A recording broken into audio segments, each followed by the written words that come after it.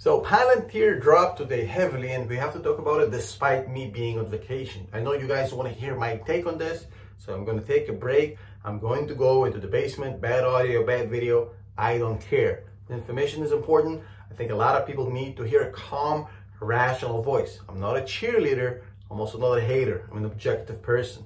Now look, I am a Palantir bull. This isn't financial advice, just my 2 cents, my opinion.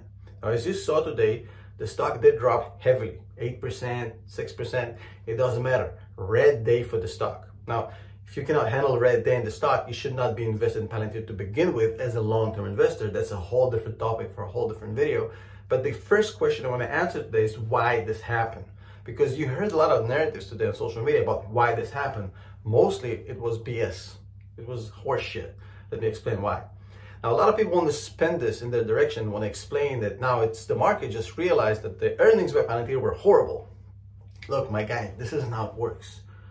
It's not like taking a girl out to the club at night and realize in the morning she's not as good looking. The market took up the share 3% in after hours, right after looking at the reports. Now the market all of a sudden realized, no, it's not as good as we thought. We're going to take it down 8%. It doesn't work like this. Not in the financial industry. Sorry, it's a bunch of horseshit. Now, what actually did happen today is that this was a macro-driven event. As far as the macro-driven event, what happened? Well, Moody's, the credit rating agency, came out and said, hey, as far as the regional banks, we expect this and that, more risks because we expect a recession in the beginning of 2024. So when Moody's, the rating agency, comes out and said recession in the beginning of 2024, this kind of caught the market, in a surprise. Nobody already thinks about recession right now. Everybody's, in the kumbaya state, celebrating how good the market is. And then this thing comes in and, it sends the market down a little bit. It's okay. It's normal. Now, the good news for the stock market is that nobody takes Moody's or any of these other credit rating agencies seriously. And this thing fizzled out pretty quickly. The stock dropped to 8%. It started correcting upwards today towards the 6%. And I believe this is kind of the final breaths, the final farts of this Moody's nonsense. Maybe a little bit more tomorrow, but that's it. Because nobody knows how long this is going to continue. But also, nobody takes this Moody's crap with any kind of sense of seriousness. So no, the Moody comment about the recession isn't going to make a lot of difference. In fact, what I found amusing is that Tom Lee, a guy who has a lot of credibility in the market, actually made a very similar prediction about 2024 just a week ago, and now all of a sudden Moody's kind of, piggybacking off of that. Credit rating agencies, they're not always, the originalist as far as ideas, and, I'm going to leave it at that. But, no disrespect to anybody. Now, I want to talk about Palantir, not Moody's. I don't care about Moody's either way. As far as Palantir goes, look, the earnings were not horrible. There's a lot of people who want to sell you this narrative that the earnings were bad and now the market finally realized that. No, Palantir is a stock with a high beta. They have about, I think, 2.6, 2.7 beta to the market, which means they're more volatile when red days happen. Today was a red day for the entire market because of the Moody's thing, and Palantir is more sensitive. Palantir goes up higher when the market goes a little bit up, and it goes lower when the market goes a little bit down. That's how it works with Palantir. Now, I'm not sure about the beta number. I'd have to go back and check it, but it is volatile compared to the rest of the market. That's not rocket science. We all know this. But the question is, right, how good were the earnings? Now, if you're a long-term investor, this is where you see things kind of develop a little bit more interesting than, the usual fluff you see on social media. Palantir delivers probably one of their best, if not the best, performance as far as, delivering the message, communication. Alex Karp, Sham, everybody nailed it. Karp was in his element, the best earnings call of Palantir to date. So as far as the presentation, killer. As far as the paper, the financials, not bad at all. 13% growth in a horrible macro environment, 38% increase in customer count, a projection of $2.2 trillion of revenue this year, another GAAP profitable quarter for 3 consecutive quarters of GAAP profitability, and then basically saying, hey, we're going to hit GAAP profitability in the 4th quarter as well, which means eligibility for the S&P 500. And trust me, Palantir is a lot bigger than a lot of these companies in the S&P 500. They're not even closer to being one of the smallest companies. So they have what it takes to be included in the S&P 500. The only thing they're pretty much lacking is just that 4 quarters of GAAP profitability. So not even saying anything about the fact that Palantir literally doubled their quarterly revenues from just 3 years ago. When Palantir went public, they made about 280 million per quarter. Now they're at 550, 540. I mean, you know, they've doubled their revenues in 3 years per quarter. This is not something that you do in a horrible macro environment. Like everybody else isn't celebrating right now. I know the big companies are, but anyway, Palantir, they're part of that elite group that actually does well when things are bad. But here's the kicker. They also do great when the market actually bounces back up.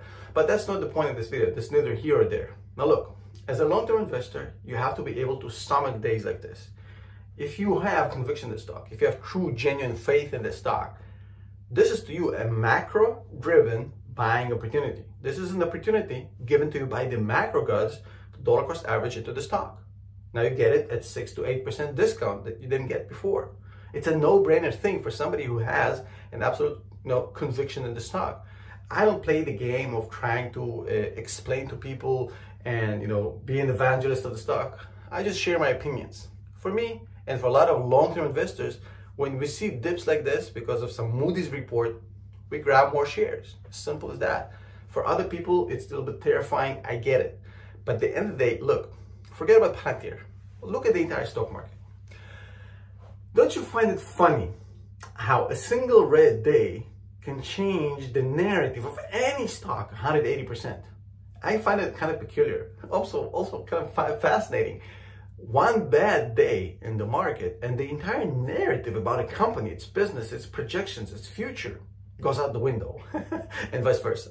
So I wouldn't take, bad days or bad weeks as any sort of a serious, metric to how good or bad the company is. At the end of the day, it's very, very simple. Palantir delivered some mind-blowing data on the earnings call. Not going to repeat it, go watch the video. I recapped everything. Carb said some insane things about the future of Palantir as a company, as a business, as a monopoly in a new growing market. Absolutely insane stuff.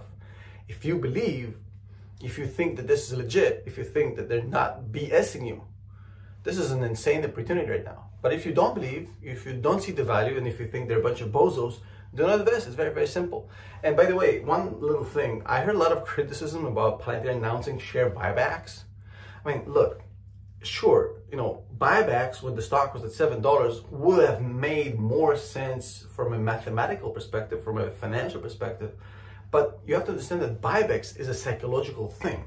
When the company does buybacks, there's one reason to do buybacks. You want to send a message to the market that you're strong, that your company believes that the share price is too low and that you're strong enough to absorb the buyback. Now, when Palantir was kind of struggling share price-wise at $7 per share, for them to do a buyback at that point would have been a sign of panic, a sign of them trying to prop up the share price, artificially pull it up. Nobody would have liked that. That would have been a big problem for Palantir. Buybacks are a little bit like taking a loan from the bank, in a sense. Think about it this way. When you don't have the money and you really need the loan, the bank is never going to give it to you. But you have plenty of money, you don't really need the money, the bank is willing to give you as much loans as you ever want. Same with credit cards, the same concept. So you can't do a buyback politically to get the right impact when the share price is struggling. You have to find the right balance. I think right now, they know that the share price is going to keep climbing. Doing it right now actually makes a lot of sense. They're sending the right signal from a point of strength, not a point of weakness. And look, this stock isn't for everyone. If it's not for you, it's not for you. I personally keep dollar cost averaging every single day, every single month, every single year. I don't care if people think it's a bad stock. I'm not trying to convince anybody or sell anybody. I'm not affiliated with Palantir. I'm not sponsored by Palantir. I've never had any connection with Palantir. I couldn't care less. I'm in it for me and my community. And by the way, if you want to join our beautiful community on Discord, we're 5,500 members on Discord. Our Patreon over patreon.com/Tom Nash, where we teach you how to dollar cost average, how to run your DCFs, how to become a better long-term investors, and to become a part of this massive, amazing community of like-minded, smart people who talk about Palantir every single day. Check us out below. The link is in the description of this video and the pinned comment below. Would love to see you there. See you in the next video.